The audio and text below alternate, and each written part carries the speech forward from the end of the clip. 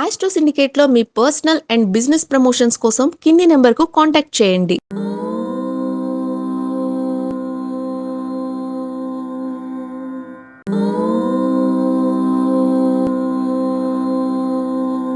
అందరికీ నమస్కారం.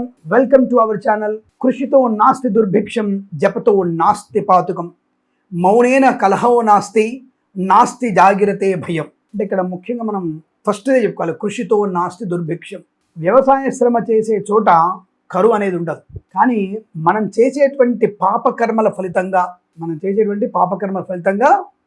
రైతు ఒక రకంగా నష్టపోతున్నాడు. చాలా మంది తెలియదు మనకి. ఈ మధ్యకాలంలో సోషల్ మీడియా బాగా చూస్తున్నాం కదా. మనకి డాటా తయారవ్వాలంటే నీళ్లు చాలా ఖర్చు అవుతాయి. మీకు చాలామంది తెలియదు ఆ విషయం. ఇంటర్నెట్ మనం వాడాలంటే బోలెడు నీళ్లు ఖర్చు అవుతాయి. మరి ఆ నీటి కరువు కూడా మనము చూసేటువంటి సోషల్ మీడియా కూడా కారణమే. మంచి ఎంత చేస్తుందో చెడు అంతకంటే ఎక్కువ చేస్తుంది. అలాగే మనం వాడి పడేస్తున్నటువంటి ప్లాస్టిక్ వ్యర్థాలు, నీటిని నిల్వ ఉంచుకోలేకపోవడం. ఒక్క చుక్క నీటిని మనం నిల్వ ఉంచుకుంటున్నామా కనీసం చెప్పండి.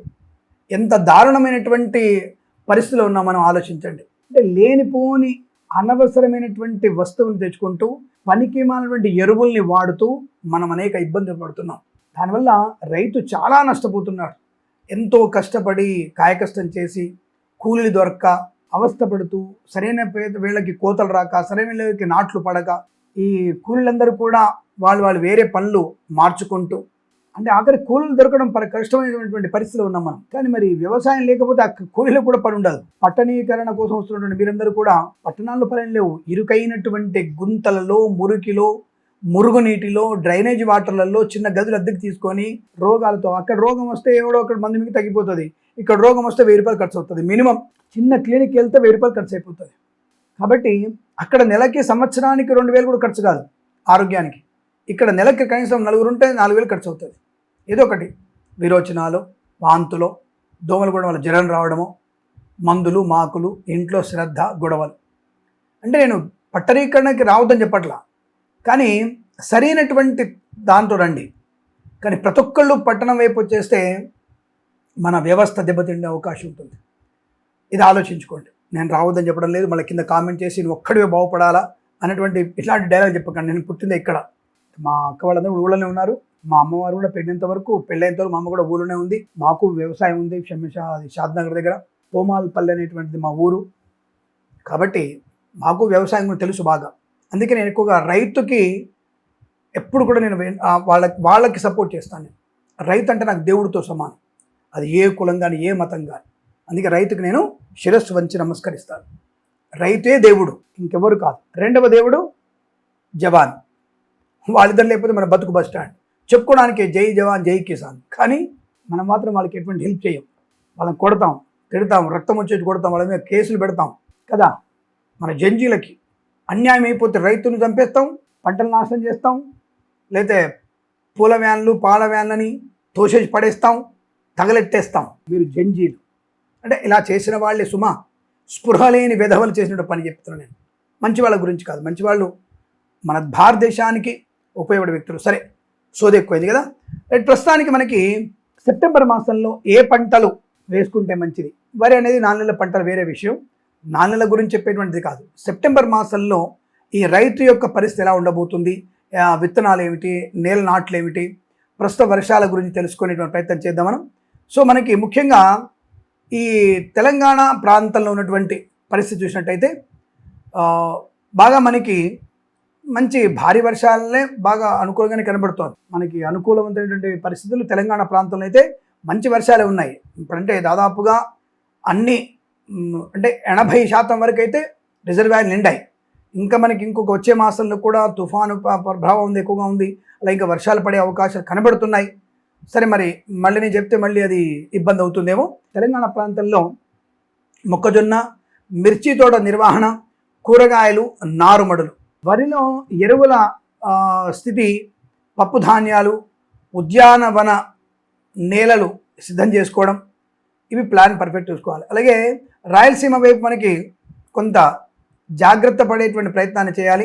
వర్షాలు అయితే భారీగానే పడుతుందని తెలుస్తుంది. ఎందుకంటే ఆల్రెడీ మనకి ఆంధ్రప్రదేశ్ వైపు తుఫాను హెచ్చరికల కేంద్రం కూడా ప్రారంభింది. అక్కడ ఉన్నటువంటి ముఖ్యమైనటువంటి మంత్రి గారు ఎవరో దాని గురించి అందరినీ అలర్ట్ చేస్తున్నాను, తెలిసిన విషయాలు కనబడుతున్నాయి. సాయంత్రం కల్లా ఈ కొద్దిగా విపత్కర పరిస్థితి ఎదుర్కొనే అవకాశం ఉంది. భారీ తుఫాను కేంద్రీకృతమైంది, విపరీతమైన వర్షాలు పడే అవకాశాలు ఉన్నాయి.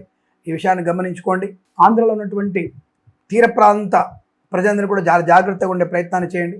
అనవసరంగా ఇబ్బందులు పడుతూ ప్రమాదం వచ్చిన తర్వాత, ప్రమాదం జరిగిన తర్వాత మనం ఆకులు పట్టుకొని చేసేది ఏమీ లేదు. ఆ విషయాన్ని గమనించుకోండి. భారీ వర్షాల వల్ల నేలలో తేమ, మురుగు ఇవన్నీ కూడా ఎక్కువగా ఉంటాయి. ఇవన్నీ జాగ్రత్తగా చూసుకునేటువంటి ప్రయత్నాన్ని చేయాలి. కోస్తా ఆంధ్రలో మనకి పప్పు ధాన్యాలు, ఉద్యానవన నేలని సిద్ధం చేసుకునే ప్రయత్నం చేయాలి.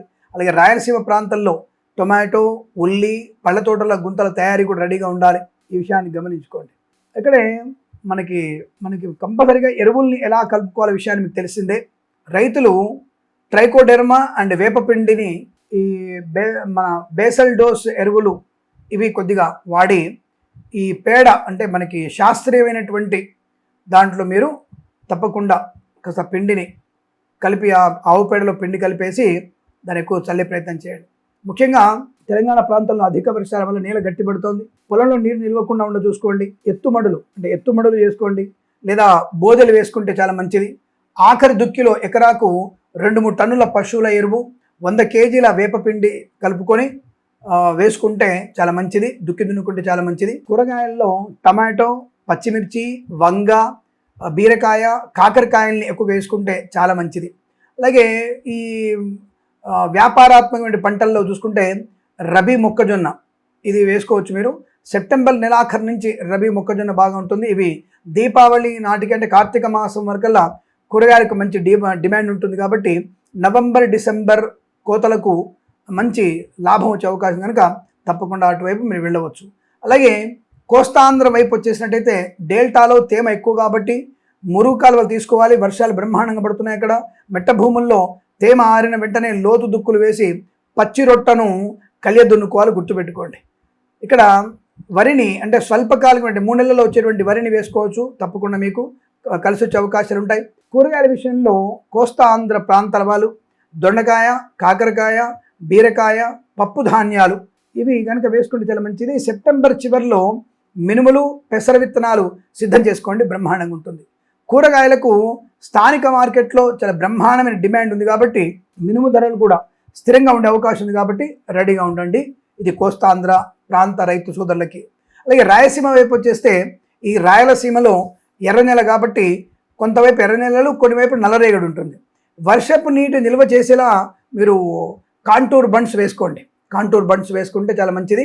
పండ్ల తోటల కోసం 3x3 అడుగుల గుంతలు తవ్వి ఆరబెట్టుకోండి. పళ్ళ తోటల్లో విషయంలో ముఖ్యంగా బొప్పాయి, దానిమ్మ, జామ, సీతాఫలం ఇలాగే కొత్త మొక్కలు నాటడం అనేది మంచిది. డిసెంబర్ నాటికి మార్కెట్లోకి వచ్చే టొమాటో, ఉల్లికి మంచి ధర పలుకుతుంది. వెల్లుల్లి కూడా బ్రహ్మాండంగా ధర పలికే అవకాశం ఉంది. కాబట్టి తప్పకుండా మీరు ఈ యొక్క మేరకు నేను చెప్పినట్టుగా ఇవి నాటండి, చాలా బాగా ఉంటుంది. ఆకుకూరల విషయంలో కూడా తెలంగాణ ప్రాంతంలో పాలకూర, చుక్కకూర బాగా ఉంటుంది.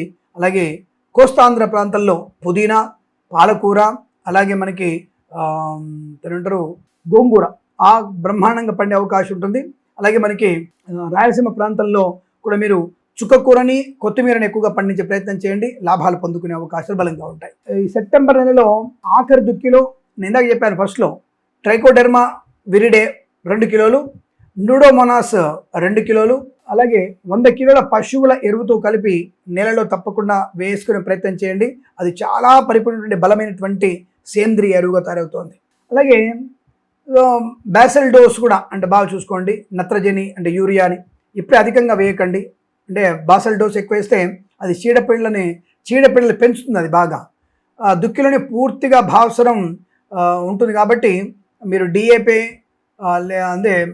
వేసుకోండి. సింగిల్ సూపర్ ఫాస్ఫేట్ లేదా పొటాష్ వేసుకునే ప్రయత్నం చేయండి, బాగా ఉంటుంది. వర్షాల వల్ల జింక్, బోరాన్ లోపాలు వస్తాయి కనుక దుక్కిలో ఎకరాకి 10 కేజీల జింక్ సల్ఫేట్ వేసుకుంటే మొక్క వేరు వ్యవస్థ బలంగా అవుతుంది. అంటే మొక్కలో వేరు బలంగా ఎదిగే అవకాశం ఉంటుంది, అది గుర్తుపెట్టుకోండి, ఓకేనా. అలాగే మిర్చికి, పళ్ళ తోటలకి ప్రత్యేకంగా జాగ్రత్తలు ఏమిటంటే మిర్చి నారు నాటే సమయం ఎప్పుడుందంటే సెప్టెంబర్ మీరు 3వ వారంలో నాటుకోవచ్చు, మంచిదే. నీళ్ళలో తేమ ఎక్కువగా ఉన్నప్పుడు నారు కుళ్ళు రాకుండా కాపర్ ఆక్సిక్లోరైడ్ అంటే COC 3 గ్రాములు లీటర్కి నీటి కలిపి, అంటే లీటర్ నీళ్ళల్లో 3 గ్రాములు ఇది సిఓసి కలిపి మొదళ్ళ వద్ద తడిపే ప్రయత్నం చేయండి. మొదళ్ళ వద్ద తడపండి. ఇక పళ్ళ తోటల విషయంలో కొత్తగా తోటలు వేసే రైతులు సెప్టెంబర్ వర్షాల తేమను ఉపయోగించుకొని నాటుకుంటే చాలా మంచిది. అంటే మొక్కలు నాటుకుంటే మంచిది. వేళ్ళు త్వరగా పాతుకుంటాయి. గుంతలలో పైమట్టి, పశువుల ఎరువు, సింగిల్ సూపర్ ఫాస్ఫేట్ అంటే ఎస్ఎస్పి సమపాళ్ళు నింపి రెడీ చేసుకోండి. తప్పకుండా మీకు అనుకూలవంతమైన పంట లాభాలు ఉన్నాయి. ఇది సెప్టెంబర్ మాసంలో ఉన్నటువంటి పంట లాభాలు. మంచి ధర ఈసారి పలికే అవకాశాలు ఉన్నాయి. సేంద్రియ ఎరువులు ఎక్కువగా వాడే ప్రయత్నం చేస్తే మంచిది. కొంతమంది రైతు మిత్రులు నాకు ఫోన్ చేసి సేంద్రియ ఎరువులు వాడితే మాకేమి గిట్టుబాటు రాదు నాయన, అది పంటలు 2 సార్లు రావు, 3 పంటలు వస్తాయంటే 3 పంటల కోసమని మన రోగాలు తెచ్చుకొని మన ఆరోగ్యవంతమైనటువంటి మన పిల్లల ఆరోగ్యాన్ని హరింపజేయకండి. సేంద్రియ ఎరువులు వాడండి. తప్పకుండా మంచి 2 పంటలు వచ్చినా ఆరోగ్య పంటలు వస్తాయి. దానివల్ల మంచి లాభాలు ఉంటాయి, డిమాండ్ ఉంటుంది. ఒక కాలంలో 1 సంవత్సరం నష్టపోతారేమో, కానీ 2వ సంవత్సరంలో మీరు చెప్పినటువంటి డిమాండ్కే అందరు కొంటారు. ఇప్పటికైనా సరే దాదాపుగా 90 రూపాయల కిలో బ్లాక్ రైస్ అని, రెడ్ రైస్ అని, అలాగే రకరకాల మంచి ఆహార ఉత్పత్తులు కొనడానికి, అంటే ఎరువులు కలపనివి అలాంటివి జనాల్లో అంటే ఆరోగ్యవంతమైనటువంటి లక్షణాలు పెరిగాయి. ఆరోగ్యం మీద అందరికి దృష్టి పెరిగింది కాబట్టి మంచి పంటలే కొనే ప్రయత్నం చేస్తున్నారు. కనుక మీరేమి కంగారు పడకండి. సేంద్రియ ఎరువులు వాడండి. ఎరువులు లేనటువంటి పంటలు అని చెప్పేసి అమ్మండి. తప్పకుండా మీరు అలా పండించి ఆ పంటలని ప్రత్యేకమైన ధరల్లో, ప్యాకింగ్లలో మీరు చేస్తే రైతు దగ్గరికే వచ్చి వాళ్ళు కొనే అవకాశం ఉంటుంది. దయచేసి నా మాట వినండి. మీరే నష్టపోరు, లాభాలు పొందుకుంటారు. ఆరోగ్య బాధ చూసుకోండి. లేదంటే మనము అవి తింటాం. రైతులు పండించిన పంట తినాలంటే ప్రమాదంలో పడతారు. ఆ విషయాన్ని గమనించండి. ఏదేమైనా వచ్చే మాసంలో అంటే సెప్టెంబర్ మాసంలో మంచి పంటలు పండి అధిక ధనప్రాప్తి పొందాలని కోరుకుంటున్నాను. మరొక వీడియోలో ఈ రాయలసీమ కోసం ప్రత్యేక వీడియో చేస్తున్నాను. వాళ్ళకి వర్షాలు లేటుగా పడతాయి కాబట్టి వారి కోసం వీడియో ఉంటుంది. తప్పకుండా స్టే ట్యూన్. రైతు సోదరులందరూ కూడా దయచేసి ఈ విషయాన్ని 10 మంది షేర్ చేసుకోండి. 10 మంది మన ఛానల్ని సబ్స్క్రైబ్ చేయండి. ఇంకేమైనా ధర్మ సందేహాలు ఉంటే ఆఫీస్ నెంబర్కి వాట్సాప్ ద్వారా మీరు మెసేజ్ చేస్తే, ఏమైనా సూచనలు ఇస్తే దాన్ని వీడియో రూపంలో అందరికీ చెప్పే ప్రయత్నం చేస్తాను. మీ సొంత కార్యక్రమం కోసం మాత్రం అడగండి. 10 మందికి కలిసి వచ్చే విషయం అడిగితే వీడియో చేసి పంపిస్తాను. మీ సొంతాని కోసం అయితే మీరు అపాయింట్మెంట్ తీసుకోవాలి, డబ్బులు కట్టాల్సి ఉంటుంది. ఆ విషయం గుర్తుంచుకోండి. శుభమస్తు. ప్రేమతో మీ కిరణ్ శర్మ. సర్వే జన సుఖినో భవంతు.